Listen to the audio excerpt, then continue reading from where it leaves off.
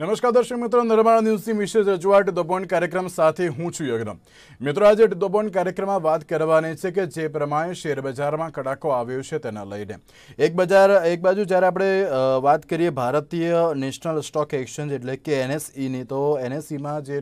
પ્રમાણે તેજીનો માહોલ જોવા મળ્યો હતો અને અચાનક જ્યારે આ ઘટાડો જોવા મળ્યો છે તેને લઈને જે રીતે સવાલ ઘણા બધા થતા હોય છે. કારણ કે જ્યારે આપણે શુક્રવારની પરિસ્થિતિની વાત કરીએ તો શુક્રવારે જ્યારે અમેરિકાના બજારોમાં તમામ ઇન્ડેક્સ ઘટાડા સાથે બંધ થયા હતા, તો બીજી બાજુ યુરોપિયન બજારમાં પણ ક્યાંક વેચવાવાળી જોવા મળી હતી અને ત્રીજી બાજુ એશિયાઈ બજારમાં પણ ક્યાંક રેકોર્ડબાજ તેજી નોંધાઈ હતી. જી હા, એક બાજુ જ્યારે એશિયા બજારની વાત કરીએ કે જ્યારે ભારતીય શેરબજારની વાત કરીએ તેમાં શુક્રવાર સુધી તો ક્યાંક તેજીનો માહોલ જોવા મળ્યો હતો, પરંતુ તેની સાથે આજની પરિસ્થિતિની વાત કરીએ તો આજે જ્યારે બ્રિટનની સૌથી પહેલાં તો વાત કરીએ તો બ્રિટનમાં જે પ્રમાણે કોરોનાના કેસ દિવસે ને દિવસે વધી રહ્યા હતા અને તેની સાથે જે બીજી જે લહેર હતી તે અત્યારે હાલ ખૂબ જ ઘાતક નીવડી હોય તેવું લાગી રહ્યું છે અને તેના કારણે જે ક્યાંક અત્યારે ભારતીય શેર બજારમાં સૌથી મોટો કડાકો જોવા મળ્યો છે. તેની સાથે જ્યારે ભારતીય શેરબજારની સાથે ઓએનજીસી, ઇન્ડસઇન્ડ બેંક, એમ&એમ, એનટીપીસી અને એસબીઆઈ સહિતના જે શેરોમાં ઘટાડો પણ જોવા મળ્યો છે. ત્યારે આ દરેક પરિસ્થિતિની વાત કરીશું, પરંતુ તેની સાથે અત્યારે સવાલ જ થતો હોય છે કે જે છેલ્લા ઘણા અઠવાડિયાથી જે પ્રમાણે તેજીનો માહોલ તો જોવા મળ્યો હતો અને ઉત્તરોત્તર ભારતીય શેર બજારમાં વધારો હતો, પરંતુ તેની સાથે સાથે અત્યારે અચાનક જે આ ઘટાડો જોવા મળ્યો છે તે કયા કારણોસર અને તેમાં પણ પરિસ્થિતિની વાત કરવામાં આવે તો જે પ્રમાણે સેન્સેક્સ પણ 1407 અંક ઘટીને 45,553.96 પર બંધ થયો છે અને તેની સાથે નિફ્ટીની વાત કરીએ તો તેમાં 432.15 અંક ઘટીને 13,328.40 પર બંધ થયો હતો. તેની સાથે જે રીતે નિફ્ટી અને બીજી બાજુ જ્યારે સેન્સેક્સની વાત કરીએ તેમાં જે ઘટાડો જોવા મળ્યો છે અને તેની સાથે જ આ મુદ્દા પર ચર્ચા વિચારણા કરવા માટે અમારી સાથે જોડાઈ ગયા છે પૂજા ઠાકર કે જેઓ એસબીઆઈ જે સેબીના રજિસ્ટર છે અને તેની સાથે માર્કેટ એક્સપર્ટ પણ છે, જયદેવસિંહ ચુડાસમા જેઓ મ્યુચ્યુઅલ ફંડના એડવાઇઝર છે અને માર્કેટ એડવાઇઝર પણ છે. જે આ બંનેનું સૌથી પહેલાં તો સ્વાગત છે. સૌથી પહેલાં પૂજાબેન, આપણે પ્રશ્ન પૂછવા માંગીશ કે એક બાજુ જ્યારે ભારતીય શેરબજારની વાત કરીએ જે ઘણો જે તેજીનો માહોલ જે જોવા મળ્યો હતો અને દરેક લોકો ક્યાંક ખરીદી વેચાણ જે પૂરજોશમાં કરી રહ્યા હતા, અને એક બાજુ જ્યારે આજની જ પરિસ્થિતિની વાત કરીએ તો આજે જે શેરબજારમાં જે 2000 પોઈન્ટનો ઘટાડો જોવા મળ્યો છે અને તેની સાથે અત્યારની જો પરિસ્થિતિની વાત કરીએ તો ઇન્ટ્રાડેમાં 2000 અંકનો જે ઘટાડો નોંધવામાં આવ્યો છે તેને તમે કઈ રીતે જોઈ રહ્યા છો? હું આને એક થોડું ઘણું કોન્સોલિડેશન ફોર્મમાં એક કરેક્શન ચોક્કસ હું કહીશ. એનું રીઝન એ છે કે માર્કેટ જે રીતે તમે વાત કરી કે ઓલ ટાઈમ હાઈ ઉપર હતું અને જ્યારે પણ માર્કેટ ઓલ ટાઈમ હાઈ ઉપર હોય તો કોઈ પણ એવી નકારાત્મક સમાચાર આવે જે રીતે યુકેના ન્યૂઝ આવ્યા છે કે કોરોના વાયરસનો ફેલાવો તો છે પણ એની જે ઇન્ટેન્સિટી છે એ ખૂબ જ હાઈ ઇન્ટેન્સિટી છે અને એને લઈને એ થોડું ઘણું ક્યાંક માહોલ સિરિયસ થયો છે. તો બજારમાં એવા નકારાત્મક સમાચાર થોડું ઘણું પ્રોફિટ બુકિંગ કરાવે, પણ આ પ્રોફિટ બુકિંગના બદલે જે પેનિક સેલિંગ આવ્યું છે એનું મેજર રીઝન એ છે કે યુકેમાં જે આ ફેલાવો થયો છે એના કારણે ઘણી બધી ફ્લાઇટ્સ ત્યાં આગળ સસ્પેન્ડ કરવામાં આવી છે અને આપણા ત્યાં પણ જે 11-12 વાગ્યા પછી ઇન્ડિયાના મેસેજ આવ્યા કે ઇન્ડિયાએ પણ હવે ફ્લાઇટ્સ સસ્પેન્ડ કરી છે યુકેની, તો એનાથી એક પેનિક સેલિંગ આવ્યું હતું અને દરેક જણને ઓલ ટાઈમ હાઈ ઉપર હતું, તો એક કરેક્શન ક્યાંક ને ક્યાંક એક્સપેક્ટેડ હતું અને એક જે રીતે બજાર વધ્યું હતું 11,000 થી તે 13,777 નો નિફ્ટીનો જે ઓલ ટાઈમ હાઈ બન્યો છે શુક્રવારે, તો એક એક્સપેક્ટેશન હતું કે એ 5 થી 7% કરેક્શન તો એટલીસ્ટ મિનિમમ હોવું જોઈએ, ઇનફેક્ટ વધારે હોવું જોઈએ, પણ આ કરેક્શન એટલું હતું અને એ જ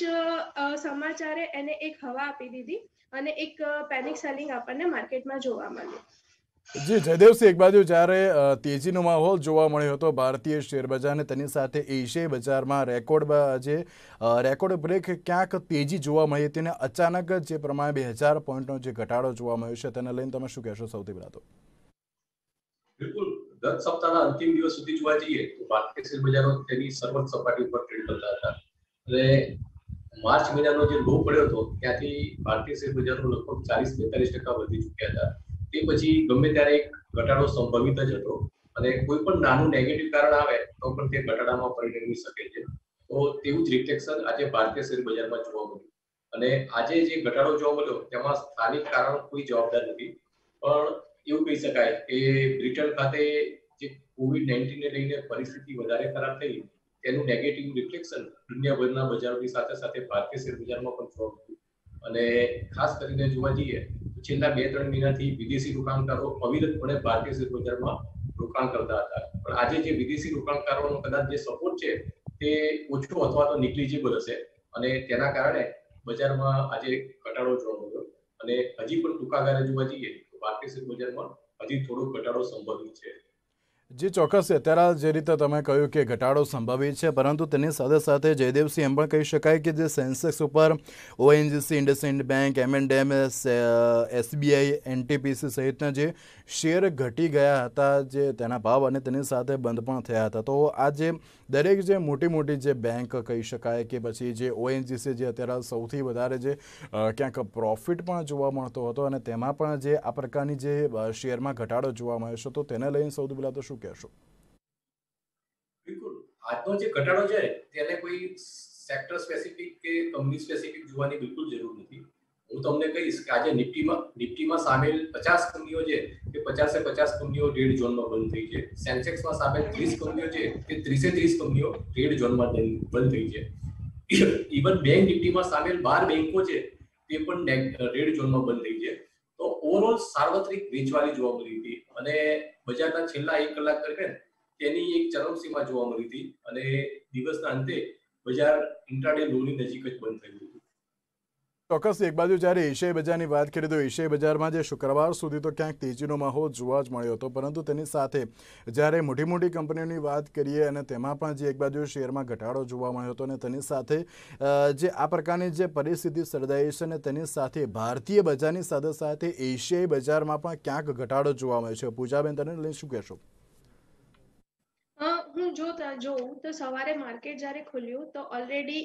જે ઇન્ડિયન વિક્સ કહીએ એ વધી ગયો હતો. એની સાથે હું જોઉં તો ડોલર ઇન્ડેક્સ પણ પ્લસમાં હતો. ડોલર ઇન્ડેક્સ અત્યારે જોઈએ તો 0.85 પૈસા જેવો પ્લસ આવ્યો છે. જનરલી મતલબ એ ટ્રેન્ડ હોય છે કે જ્યારે ઇન્ડિયન વિક્સ અને ડોલર ઇન્ડેક્સ પ્લસમાં હોય તો આપણું માર્કેટ પડવાનું છે. તો એ ઇન્ડિકેશન સવારથી જ આવી ચૂક્યા હતા અને બપોર થતા હાફ સેશનમાં જ કેક્સ અને ડેક્સ જોઈએ અને ફિટસી જોઈએ જે યુરોપિયન માર્કેટના ઇન્ડેક્સિસ છે તો એ 2.5 થી 3% માઇનસ હતા. ડેક્સ અને ફિટસી તો ઇનફેક્ટ 3% માઇનસ હતા. તો એ એક ઇન્ડિકેશન હતું કે એક પેનિક સેલિંગ આવશે અને જે રીતે જયદેવસિંહભાઈએ કીધું કે એ વસ્તુ સાચી છે કે આ કોઈ સેક્ટોરિયલ વાઇઝ નહોતું, ટોટલ ઓવરઓલ પેનિક સેલિંગ હતું. હા, તમે અહીંયા જોવું હોય તો એવું જોઈ શકો કે કયા શેર્સ, કયા સ્ટોક્સ ઓછા પડ્યા છે. જે રીતે ડીમાર્ટની વાત કરીએ તો ડીમાર્ટ આટલા પડતા માર્કેટમાં પણ 45 રૂપિયા પ્લસ, મતલબ કે 2682 બંધ આવ્યો છે. LTI જે IT સેક્ટરની કંપની છે એ 39 રૂપિયા પ્લસ બંધ આવ્યો છે. કે અમુક શેર્સ એવા છે કે નિફ્ટી અને બેંક નિફ્ટી, કે હું સેન્સેક્સની વાત કરું જે 3-3.5%, બેંક નિફ્ટી 4% ડાઉન છે. તેની કમ્પેરમાં અમુક શેર્સ એવા છે જે 1%, 1.5% મતલબ કે ઓછા પડ્યા છે અને એ સ્ટોક્સ એમની સ્ટ્રેન્થ બતાવે છે. તો એવા સ્ટોક્સને તમે ધ્યાનમાં રાખી શકો છો. બાકી પેનિક સેલિંગ જે હતું એ ઓવરઓલ જ હતું. જે ચોક્કસ, એક બાજુ જ્યારે પેનિક સેલિંગની વાત કરીએ અથવા તો માર્કેટ કેપની વાત કરીએ, જયદેવસિંહ અત્યારે BSEની માર્કેટ કેપની જો વાત કરું તો BSEની જે માર્કેટ કેપમાં 6 લાખ કરોડ ઘટી ગઈ હતી, તો તેને લઈને તમે શું કહેશો? મેં કીધું કે આજે સરાઉન્ડિંગ વેચવાની હતી અને માર્કેટ કેપની રીતે પણ આજે બજારોને મૂલવવાની બિલકુલ જરૂર નથી. અત્યારે પણ જોવા જઈએ તો અમેરિકન ડાઉ ફ્યુચર્સ, નાસ્ડેક ફ્યુચર એ તમામ પણ વેચવાલીના રૂપમાં જોવા મળી રહ્યા છે અને હજી પણ ટૂંકા ગાળે થોડું કરેક્શન બાકી છે. ઓવરઓલ જોવા જઈએ તો ભારતીય શેર બજારનું મોમેન્ટમ બાય ઓન ડિપ્સનું છે અને કદાચ કોઈ નેગેટિવ કારણ વચ્ચે ભારતીય શેર બજારમાં જો કોઈ ઘટાડો જોવા મળે તો રોકાણકારોએ તેને અવસરના રૂપમાં લેવો જોઈએ અને ફંડામેન્ટલી મજબૂત કંપનીઓ હોય તેને આઈડેન્ટિફાઈ કરીને રોકાણકારોએ તેનું એક લિસ્ટ બનાવવું જોઈએ અને જ્યારે પણ સારો અવસર મળે અને સારા વેલ્યુએશન પર એ કંપનીઓ ઉપલબ્ધ હોય ત્યારે તેમાં રોકાણ કરતા રહેવું જોઈએ. અત્યારે જ્યારે આ ઘટાડો જોવા મળ્યો છે તો જયદેવસિંહ એની ઉપરથી એમ કહી શકાય કે ક્યાંક આ અવસર સારો છે અત્યારે હાલ અને તેની સાથે દરેક લોકો ખરીદી જે વધારે કરે તેમ લાગી રહ્યું છે આમાં? બિલકુલ, હું રોકાણકારોને સતત કહેતો આવ્યો છું કે કોઈ પણ પ્રથમ ઉછાળો આવે ત્યારે તેમાં તમારે શેરનું વેચાણ ન કરવું જોઈએ. અને શેર બજારમાં પ્રથમ મોટો કડાકો આવે એક સારી તેજી પછી તો તેમાં પણ રોકાણ ન કરવું જોઈએ અને રોકાણકારોએ હજી પણ થોડોક સમય રાહ જોવાની જરૂર છે અને સારા વેલ્યુએશન પર કંપનીઓ જ્યારે ઉપલબ્ધ થાય ત્યારે તેમાં રોકાણ કરવું જોઈએ. જી પૂજાબેન, એક બાજુ જ્યારે આપણે મેં હમણાં જ કહ્યું કે જ્યારે અવસર એક કહી શકાય અત્યારે જે રોકાણકારો માટે, અને શું લાગી રહ્યું છે કે જે આ પ્રકારની જે ઘટના સામે આવી છે અને તેમાં પણ વાત કરીએ તો એક બાજુ બ્રિટનમાં જ્યારે કોરોનાનું સંક્રમણ વધી ગયું હતું ને તેમાં પણ સેન્સેક્સમાં 1407 અને બીજી બાજુ નિફ્ટીમાં 13,328 ઉપર જે બંધ થઈ હતી, તો આ શું લાગી રહ્યું છે કે તેને લઈને અત્યારે રોકાણકારોમાં કયા પ્રકારની અસર જોવા મળતી હોય છે? અત્યારે જોઈએ તો જે રીતે માર્કેટ હાઈ ઉપર હતું તો એક કોશિયસ એપ્રોચ જરૂરથી હતો, પણ અત્યારે જો હું માર્કેટની ચાર્ટમાં પણ પેટર્ન પ્રમાણે હું જોઉં તો ટ્રેન્ડ પોઝિટિવ જ છે અને કોઈ પણ ઘટાડો આવે તો એ એક જે રીતે જયદેવસિંહ ભાઈએ વાત કરી એ બોટમ ફિશિંગ માટે એક ગોલ્ડન ઓપોર્ચ્યુનિટી છે, તે કરી શકાય. જે રીતે મેં પહેલા વાત કરી કે જે રીતે બજાર વધ્યું હતું આટલું હાઈ તો 5 થી 10% કરેક્શન થોડું ઘણું એક્સપેક્ટેડ હતું જ, તો એ તમે કોન્સોલિડેશન ફેઝ એને એવું કહેવાય કે એક ઉપર હાઈ પર ગયા પછી થોડું ઘણું નીચે આવે અને પાછું ઉપર જાય, ત્યાં ઉપર પણ એક સાથે ન જાય, ત્યાં થોડું ઘણું કોન્સોલિડેટ થાય, માર્કેટ ઘૂંટાય અને ત્યાં એક એનો બેઝ બનાવે, તો એવી રીતે એક કોન્સોલિડેશનની રેન્જ બને છે. નીચેનામાં 12,700 થી તે લઈને ઉપરનામાં 14,000ની, એટલે આ રેન્જને તમે પ્લે કરી શકો છો. જેવું 13,000 12,700 જે 300 પોઈન્ટનો એક રેન્જ છે એમાં એક બોટમ ફિશિંગ થઈ શકે, જે ઉપરનામાં 13,500 ઉપર જતા 13,500 થી 13,800 14,000 સુધીમાં થોડી ઘણી વેચવાલી કરવી જોઈએ. તો અત્યારે આ એક રેન્જને પ્લે કરવી જોઈએ એવું મને લાગી રહ્યું છે. જ્યારે આપણે ટ્રેન્ડની વાત કરીએ તો તેમાં તો ક્યાંક જે હવે ઘટાડો તો જોવા મળ્યો છે, પરંતુ જયદેવસિંહ, જ્યારે આપણે યુરોપિયન માર્કેટની વાત કરીએ કે પછી વાત કરીએ અમેરિકાના બજારોની, તો તેમાં પણ અત્યારે ક્યાંક ઘટાડો તો જોવા મળ્યો હતો. શુક્રવારની જો પરિસ્થિતિની વાત કરું તો શુક્રવારે પણ જ્યારે અમેરિકાના જે બજારો હતા ને તેમાં પણ તમામ ઇન્ડેક્સ ઘટાડા સાથે બંધ થયા હતા. યુરોપિયન બજારમાં પણ ક્યાંક વેચવાવાળી જોવા મળી હતી અને તેની સાથે જ્યારે ભારતીય બજારમાં જે આ પ્રમાણનો જો મોટો ઘટાડો સામે આવ્યો છે અને તેની અસર પણ એશિયાઈ બજારમાં પડી છે, તો શું લાગી રહ્યું છે કે જે આ અસર છે તેને ક્યાંક વૈશ્વિક બજારમાં પણ તેની અસર જોવા મળે તેવી શક્યતાઓ છે? બિલકુલ જોવા મળી શકે. હું તમને કહીશ કે આજે જે મેઇન એપિક સેન્ટર છે એ યુરોપ ખાતે છે અને ત્યાંના બજારોની તુલનામાં ભારતીય શેર બજારોએ થોડું ઓવર રિએક્શન આપ્યું છે. પણ હું કહીશ કે હજી પણ 2-4 દિવસ 5 દિવસ ભારતીય શેર બજારોમાં ઘટાડો સંભવિત છે અને એક કોન્સોલિડેશન જોવા મળશે અને ત્યારબાદ સ્થિરતા સાથે ફરીથી મજબૂતાઈ જોવા મળે તેવા પ્રબળ સંજોગો છે. તો રોકાણકારોએ રોકાણ કરવું હોય તો એક સાથે ખરીદી ન કરતા આવનારા દરેક ઘટાડામાં ધીમે ધીમે ખરીદી કરવી જોઈએ. પૂજાબેન, આ જ પ્રશ્ન આપણે, કારણ કે અત્યારની પરિસ્થિતિ એવી ક્યાંક છે કે અત્યારે ઘણા લોકો જે શેરબજાર સાથે જે સંકળાયેલા હતા ને તેમાં પણ ક્યાંક જે તેજીનો માહોલ જોવા મળ્યો હતો. દરેક રોકાણકારોમાં ખુશીનો માહોલ તો હતો, પરંતુ તેની સાથે એક બાજુ આ ઘટાડો જોવા મળ્યો છે. તો અત્યારે હાલની જો પરિસ્થિતિની વાત કરીએ તો આ દરેક જે પરિસ્થિતિમાં ક્યાંક વૈશ્વિક બજારને પણ અસર થઈ શકે તેવું લાગી રહ્યું છે. ચોક્કસથી મને એવું લાગે છે કે વૈશ્વિક પણ અસર થશે, જે રીતે યુરોપ માર્કેટ અત્યારે થયું છે. અત્યારે ભલે ફ્લાઇટ્સ અને દરેક પાર્સલ કુરિયર્સને પણ બંધ કરવામાં આવ્યા હોય, પણ આ કોરોના અત્યારે વૈશ્વિક જે રીતે ફેલાયો હતો અને જે રીતે આ એક નવા પ્રકારના વાયરસ, કોરોનામાં જ નવા પ્રકારના વાયરસની ઇન્ટેન્સિટી, હાઈ ઇન્ટેન્સિટી સાથે જે આવ્યો છે, તો મને એવું લાગે છે કે એ ક્યાંક ને ક્યાંક બીજી બધી કન્ટ્રીઝમાં પણ આ ન્યૂઝ આવશે કે એનો ફેલાવો હાઈ ઇન્ટેન્સિટીથી થાય છે અને ક્યાંક અમુક એરિયા વાઇઝ લોકડાઉન થાય કે થોડું ઘણું રિસ્ટ્રિક્શન સાથેનું થાય, પણ એ થોડું ઘણું મને લાગે છે કે એ થવાનું છે ફેલાવો, અને લોકડાઉન જેવી પરિસ્થિતિ ફરીથી થોડી ઘણી ઓછી પ્રમાણમાં હોય પણ એ આવશે અને એની અસર બજારમાં વર્તાશે. પણ આપણે જે રીતે માર્ચમાં કડાકા પછી આપણે બજારને રિકવરીમાં જોયું છે, સારી એવી રિકવરીમાં, તો એમાંથી શીખવું જોઈએ. દરેક ઇન્વેસ્ટર્સે શીખવું જોઈએ કે જ્યારે બજારમાં કડાકો આવે છે તો ડરી જાય અને એમાંથી બહાર નીકળી જવાની જરૂર નથી, પણ એને એક ઓપોર્ચ્યુનિટી તરીકે લેવાની જરૂર છે. જ્યારે કડાકો મતલબ કોઈ પણ પડે છે તો ઘણા સેક્ટર્સ એવા હોય છે કે જે રીતે ફાર્મા સેક્ટર સારું હતું, કેમિકલ સેક્ટર સારું હતું, ક્રૂડ પડશે તો એશિયન પેઇન્ટ્સ ને એવા જે છે કે જેના માટે એ રો મટીરિયલ છે, તો એ લોકો માટે બી સારું છે. તો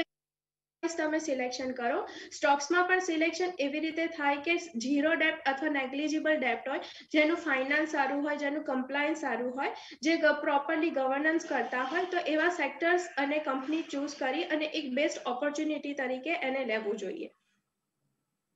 એક બેસ્ટ ઓપોર્ચ્યુનિટીની તો પૂજાબેને વાત કરી, પરંતુ તેની સાથે જયદેવસિંહ એમ કહી શકાય કે ભારતીય શેર બજારમાં જે ઇન્ટ્રાડે, જે અત્યારે ઘણા લોકો જે તેજીનો માહોલ આવ્યો હતો ત્યારબાદ જે ઘણા લોકો કરવા લાગ્યા હતા, પરંતુ ભારતીય શેર બજારમાં જે ઇન્ટ્રાડેમાં જ ક્યાંક સૌથી મોટો કડાકો હોય તેવું લાગી રહ્યું છે. નહીં, ઇન્ટ્રાડેમાં બહુ મોટો કડાકો છે, તે આપણી વાત બિલકુલ સાચી છે. અને ઘણા સમય પછી આટલો મોટો કડાકો ભારતીય શેર બજારમાં જોવા મળ્યો. અને હું કહીશ કે લોકડાઉન પછી છેલ્લા 6-7-8 મહિના દરમિયાન ખૂબ નવા ઇન્વેસ્ટર ભારતીય શેર બજારમાં જોડાયા હતા અને તેઓ શોર્ટ ટાઈમ ટ્રેડિંગ અથવા સટ્ટાકીય પ્રવૃત્તિ સાથે સંલગ્ન થઈ ચૂક્યા હતા. તો તેમના માટે આ ઘટાડો છે તે એક લર્નિંગ સમાન છે. અને હું કહીશ કે ટૂંકા ગાળાના ટ્રેડિંગમાં તમારી પાસે જો યોગ્ય સ્કિલ ન હોય તો તેનાથી દૂર રહેવું જોઈએ.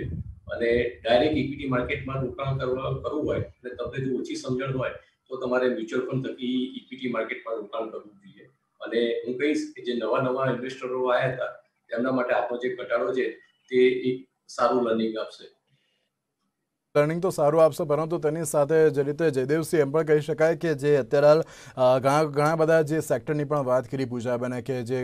ઘણા સેક્ટરમાં જે સમજી વિચારીને પછી ઇન્વેસ્ટ કરવું જોઈએ, તો તમે કયા સેક્ટરને લઈને તમે અત્યારે વાત કરવા માંગશો? કારણ કે એક બાજુ આ ઘટાડો જોવા મળ્યો છે અને બીજી બાજુ જો હવે કોઈ પણ વ્યક્તિ ઇન્વેસ્ટ કરવો હોય તો કયા સેક્ટરનો સૌથી વધુ તેમણે ઉપયોગ કરવો જોઈએ અને કયા કારણોસર? જે માહોલ છે અને આવનારા 4-6 મહિના દરમિયાન તેમાં બહુ મોટું પરિવર્તન આવે તેવું લાગતું નથી. ત્યારે સેક્ટર વાઇઝ મને જે ડિફેન્સિવ સેક્ટર છે તે વધારે યોગ્ય લાગી રહ્યું છે. અને જેમાં હું કહીશ કે આઈટી, ફાર્માસ્યુટિકલ, એફએમસીજી સેક્ટર છે તે દરેક ઘટાડે રોકાણ માટે ખૂબ જ આકર્ષકતા પૂરી પાડી રહ્યું છે. અને આ સેક્ટરની ખાસિયત એ છે કે આ સેક્ટરની ઓલમોસ્ટ તમામ કંપનીઓ સંપૂર્ણપણે ડેટ ફ્રી છે, મતલબ કે તેમના પર કોઈ દેવાનું ભારણ નથી. અને COVID-19ની પરિસ્થિતિના કારણે તેમના બિઝનેસ ઉપર પણ ઓછી અસર થાય છે, નેગેટિવ અસર ઓછી થાય છે. તો તેને લઈને કહીશ કે આઈટી, ફાર્મા અને એફએમસીજી સેક્ટરની જે ઉમદા કંપનીઓ છે એને રોકાણકારોએ એને આઈડેન્ટિફાઈ કરી અને તેમાં કોન્ફિડન્સપૂર્વક રોકાણ કરતા રહેવું જોઈએ.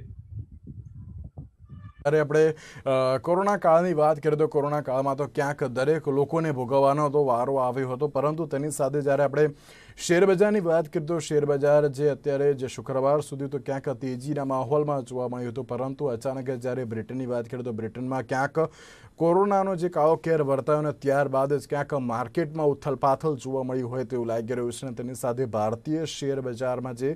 એક સૌથી મોટો કડાકો પણ જોવા મળ્યો હતો. પૂજાબેન, એક બાજુ જ્યારે આપણે યુરોપિયન માર્કેટની કે પછી આપણે અમેરિકાના બજારની વાત કરીએ તો અમેરિકાના બજાર અને યુરોપિયન માર્કેટની જે પ્રમાણની અસર તો જોવા મળતી હોય છે, પરંતુ તેની સાથે ભારતીય શેર બજારના જે ઇન્ટ્રાડેમાં જે સૌથી મોટો કડાકો જોવા મળે છે, અને તમે ઘણા ખરા સેક્ટરની પણ તમે વાત કરી કે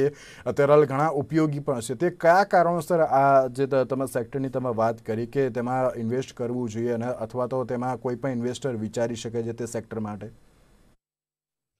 એમાં સૌથી પહેલું સેક્ટર આવે છે, મહામારીની વાત છે તો ફાર્મા સેક્ટર છે. ફાર્મા સેક્ટર્સમાં હું વાત કરું તો મને કેડિલા અને સન ફાર્મા વધુ પસંદ છે. પસંદગીનું રીઝન એ છે કે ફાર્મા સેક્ટર મહામારી છે તો અત્યારે ઓબ્વિયસ છે કે એ લોકોની ડિમાન્ડ હાયરમાં રહેવાની છે, તો એ બેમાં ઇન્વેસ્ટમેન્ટ કરી શકાય. બીજું એક ડિફેન્સિવ સેક્ટર તરીકે કામ કરતું હોય તો એ ઇન્ફોર્મેશન એન્ડ ટેકનોલોજી છે. એની જો હું કોઈ ઉમદા કંપની કહું તો એ બે મને લાગે છે ઇન્ફોસિસ અને HCL ટેકનોલોજી. એવી રીતે જ હું વાત કરું તો મને કેમિકલ સેક્ટર્સ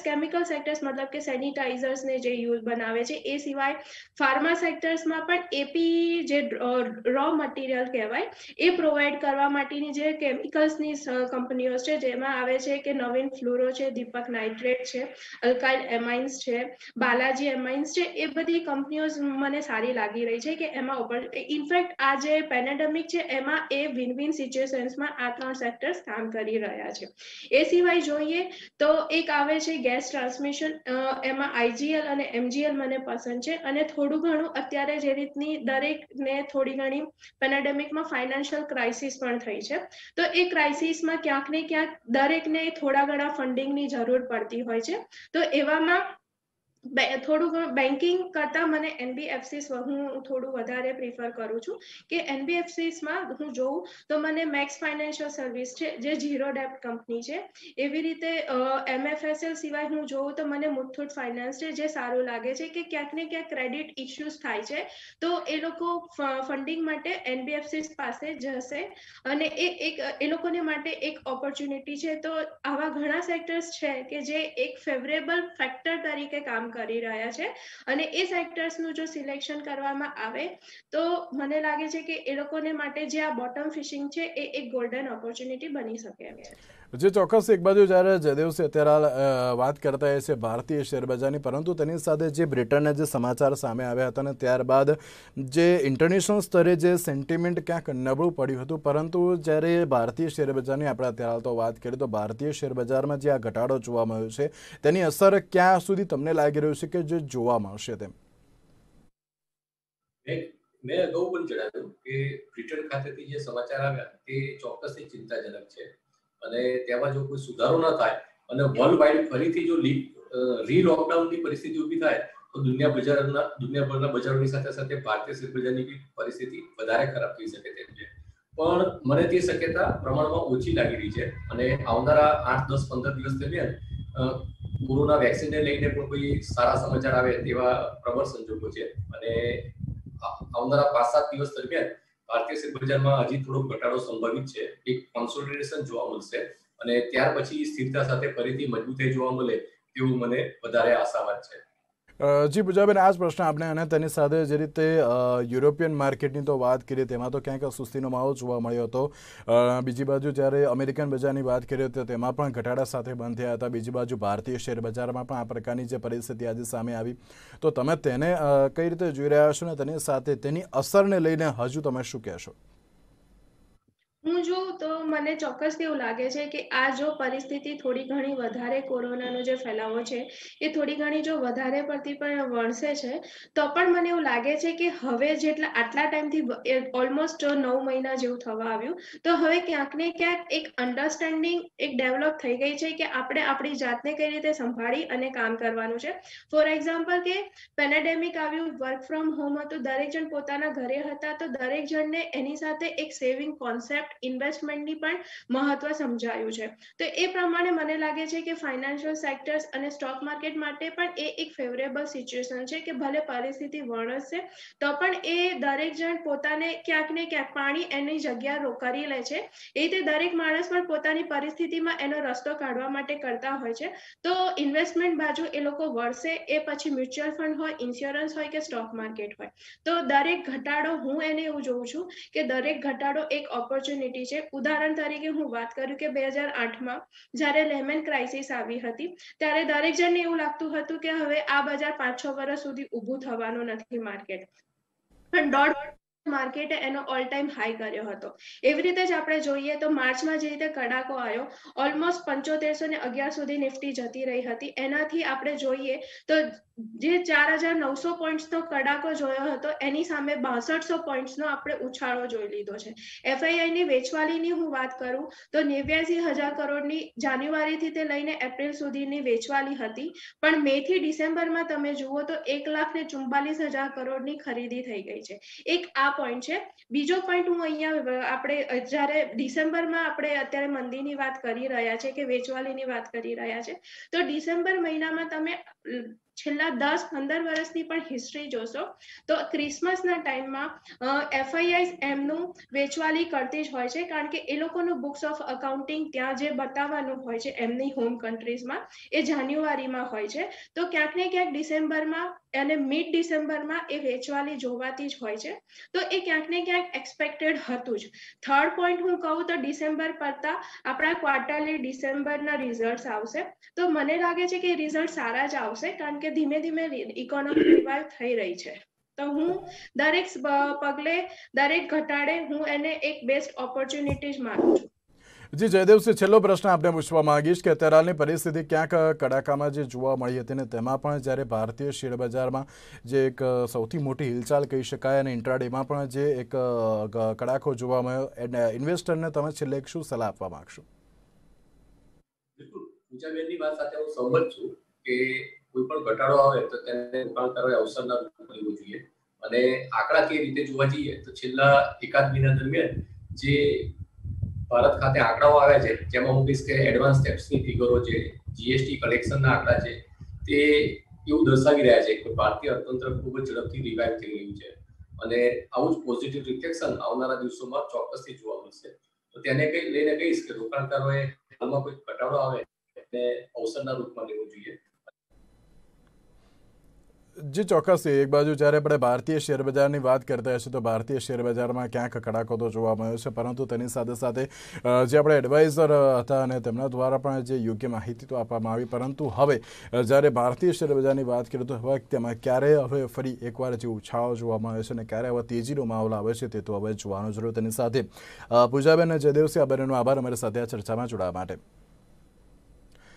તો આજના ડિબેટમાં બસ રજા આપશો. નમસ્કાર.